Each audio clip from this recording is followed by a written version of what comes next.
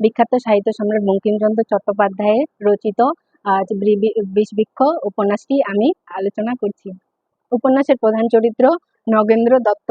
তার প্রথমা স্ত্রী সূর্যমুখী একজন আদর্শবান স্ত্রী ছিলেন। তিনি গোবিন্দপুর থেকে কলকাতা বাণিজ্যে যাবার উদ্দেশ্যে তার প্রথম স্ত্রী সূর্যমুখীর কাছে পরামর্শ নেয়।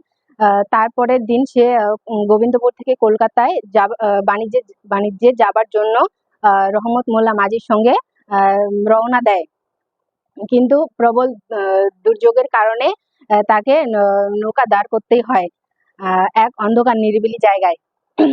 হঠাৎ সে দেখতে পায় একটি কুটির ঘরে টিমটিম করে আলো জ্বলছে। সেখানে গিয়ে দেখে একটি মেয়ে তার অসুস্থ বাবার কাছে শুয়ে আছে। সেই মেয়েটি ঘুমন্ত অবস্থায় তার মা তাকে স্বপ্নে এসে দুজন অপরিচিত পুরুষ ও মহিলার বর্ণনা দেয়। তারপর তার ঘুম ভাঙার পরে সে দেখে তার বাবা মৃত এবং পাড়ার কিছু লোক তাকে শ্মশানের উদ্দেশ্যে নিয়ে যাচ্ছে। তারপরে দরজার সামনে গিয়ে সে তার স্বপ্নের অপরিচিত ব্যক্তির সাথে সম্মুখীন হয়। তারপরে নগেন্দ্র পাড়ার কিছু লোকের সাথে বৈঠক বসায় যে কুন্দের দায়িত্বভার নেওয়ার জন্য, কিন্তু দায়িত্বভার নেওয়ার জন্য কেউ দ্বিধাবোধ করলো না। পাড়ার একজন বলল যে কলকাতার শ্যামবাজারে তার বিনোদ ঘোষ নামে একজন পিসমশাই থাকে।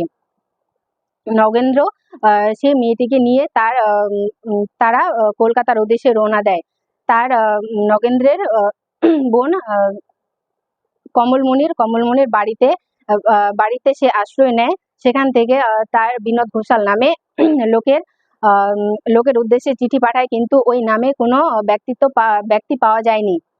তারপরে সে তার প্রথম স্ত্রী সূর্যমুখীর কাছে চিঠি পাঠায়। তার চিঠি দেখে তার প্রথমা স্ত্রী সে মেয়েটিকে বাড়ি আনতে বলেন। সেই মেয়েটিকে বাড়ি আনেন এবং সেই মেয়েটি জমিদার বাড়ি, এত বড় বাড়ি সে আগে কখনো দেখেনি। তারপরে সূর্যমুখী তাকে বরণ করে বাড়িতে প্রবেশ করায়। তাকে বোনের মতো ভালোবাসতো। একদিন সে ভাবলো তার ভাই তারাচরণের সঙ্গে তার বিবাহ দিবেন। তারপরে তার বিবাহ হলো, কিন্তু 3 বছর পর তার স্বামী অর্থাৎ তারাচরণ জ্বরে মারা যায়। এর আগেও মেয়েটির একবার বিবাহ হয়েছিল। এটা দিয়ে তার 2টা বিয়ে, অর্থাৎ দুবারই সে বিধবা হন। তারপরে সূর্যমুখী তার বাড়িতে নিয়ে আসে, অর্থাৎ কুন্দকে। কুন্দের অসাধারণ রূপ দেখে নগেন্দ্রনাথ দত্ত তার রূপের প্রতি মুগ্ধ হয়ে যায়। কুন্দনন্দিনীও কিছুটা মুগ্ধ হয়ে যায়। তারপর একজন কুচরিত্র দেবেন্দ্রনাথ কুন্দের প্রতি মুগ্ধ হয়ে যায়। তারপর সে কুন্দের গৃহে যায় এবং এটা সূর্যমুখী জানতে পেরে তাকে আসতে বারণ করে, কিন্তু সে ছদ্মবেশী রূপে তার কাছে যায় এবং হীরাকে বলে, হীরা একজন কুচরিত্র, কিন্তু হীরাকে বলে যে সে সন্ন্যাসী বা মহিলাটির উপর নজর রাখতে। হীরা একদিন তার চরিত্র ফাঁস করে। সেটি দেখে কুন্দকে তারা কুমন্তব্য করে এবং কুন্দকে বাড়ি থেকে তাড়িয়ে দেয়। তারপরে সূর্যমুখীর প্রতি ঘৃণা জন্মায় এবং কুন্দনন্দিনীর প্রতি বেশি আকৃষ্ট হয়। কিন্তু সূর্যমুখী কুন্দনন্দিনীর সঙ্গে নগেন্দ্রের বিবাহ দেন। তারপর সূর্যমুখী গৃহত্যাগ করে পুরীর উদ্দেশ্যে রওনা দেয়। পুরী যাবার পথে একজন সন্ন্যাসীর সঙ্গে তার সাক্ষাৎ হয় এবং তার গৃহে আশ্রয় নেয়। হীরা 5 টাকার বিষ কিনে এনে তার গৃহে রাখে। দেবেন্দ্র কুন্দের প্রতি আকৃষ্ট হয়। এই কথাটা সইতে না পেরে সে কুন্দকে বলে যে এই বিষটা আমি নিজে খাওয়ার জন্য এনেছিলাম, কিন্তু এটাতে আমি ব্যর্থ হই।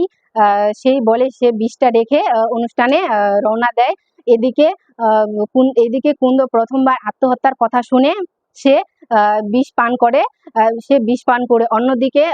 অন্যদিকে সূর্যমুখী তার বোন বা বোন বা কুন্দকে খোঁজার জন্য তার গৃহে যায়।